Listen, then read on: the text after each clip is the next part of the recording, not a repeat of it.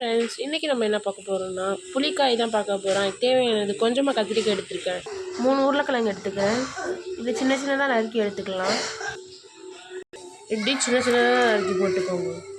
குட்டி குட்டியாக கட் பண்ணி தண்ணிக்குள்ளே போட்டுக்கோங்க, இல்லாட்டி கத்திரிக்காய் கருப்பாயிரும். அதனால தான் கட் பண்ணி எடுத்தாச்சு. இப்போ எப்படி செய்யலான்னு பார்க்கலாம்.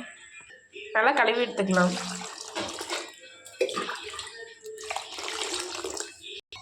ஒரு கடாயில் கொஞ்சமாக எண்ணெய் ஊற்றிக்கலாம்.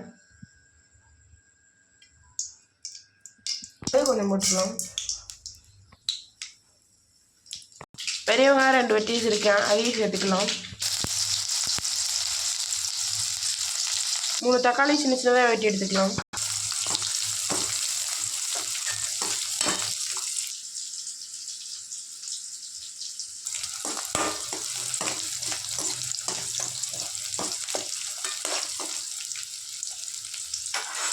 தக்காளியை சேர்த்துக்கலாம்.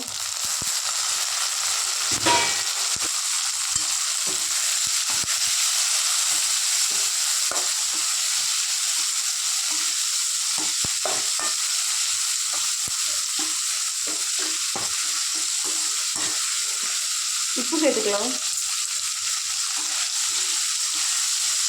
கத்திரிக்காய் உருளைக்கிழங்கையும் சேர்த்துக்கலாம்.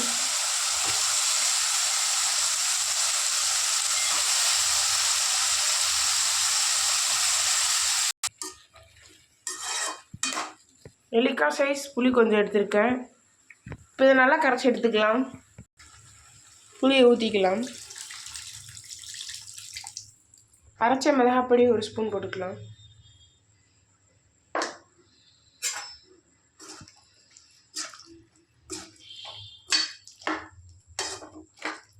இது நல்லா வேகட்டும். இப்போ மூடி வச்சுக்கலாம்.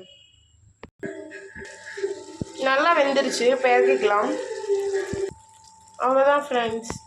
பிடிச்சிருந்தா லைக் பண்ணுங்கள், ஷேர் பண்ணுங்கள், ஃபாலோ பண்ணுங்கள். Bye friends.